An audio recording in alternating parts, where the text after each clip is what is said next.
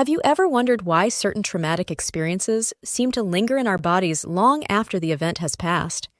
Whether it's from a childhood experience or a recent event, the truth is that trauma can have a profound impact on our minds and bodies. That's what we'll be talking about in this video. We'll explore the complex topic of trauma, including the surprising ways our bodies hold on to it. We'll also offer some powerful solutions for your healing. An event becomes traumatic when we feel powerless to stop something that's happening, making our body instinctively go into fight, flight, or collapse mode.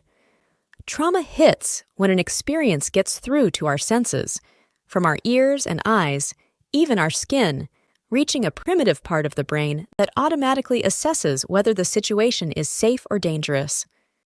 The truth is that people who are dealing with trauma are everywhere. If you believe you've never encountered them, you're just not paying attention. Think about it. We constantly deal with people who either withdraw or lose their temper easily, and some who are just really tough to handle, right? Honestly, it's rare to find a family without someone facing addiction, alcoholism, or major stress. And you just know they're like that because, in one way or another, they've been through some kind of trauma. So, contrary to what we might think, going through traumatic events is pretty common, and the stats even back it up.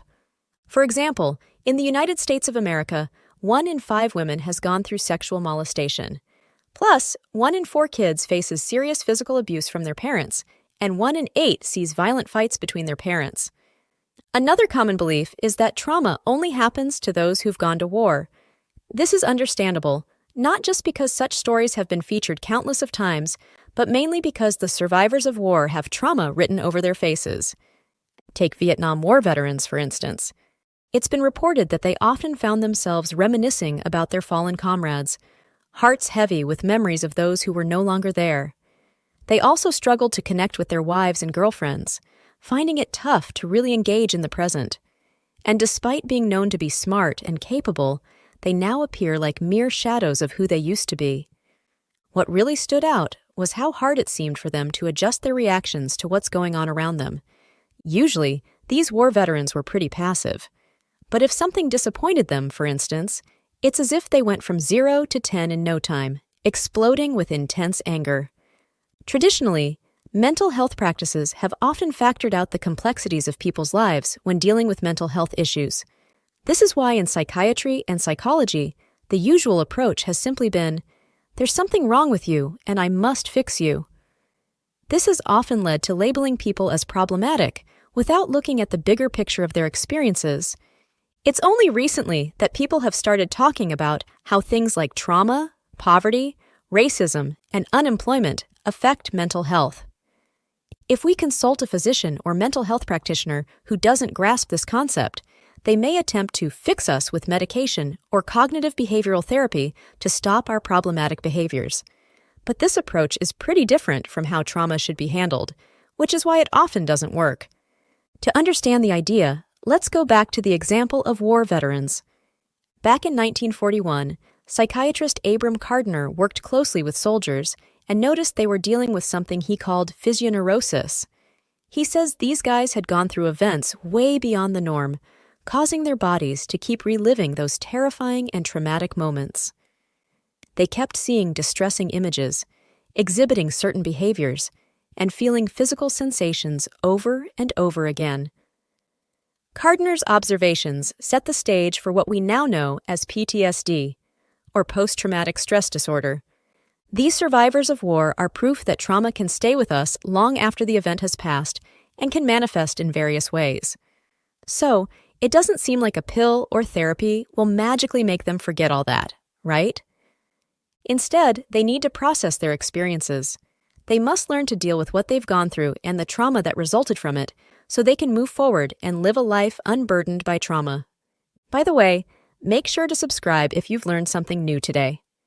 After a traumatic event or repeated trauma, people react with various physical and emotional responses.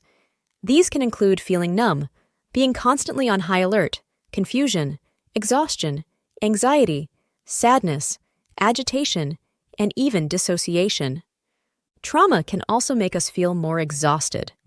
When we're stressed and worried, our muscles tense up and tighten. Over time, This makes our muscles tired and less effective, making us feel fatigued. Also, trauma can really disrupt our daily lives because it can manifest as depression, anger, anxiety, intense fear, and even paranoia. It can change how we see things and make us experience flashbacks repeatedly, making us believe the world is unsafe and that other people are dangerous.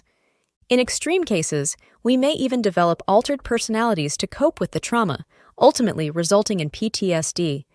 And the Anxiety and Depression Association of America says that the symptoms of PTSD may not appear until some time, often several months or even years after the traumatic event. One of the most common lingering effects of trauma is overreacting to mild stressors, almost like your life is at risk. This means you might get super irritated by small things, like someone bothering you in the supermarket.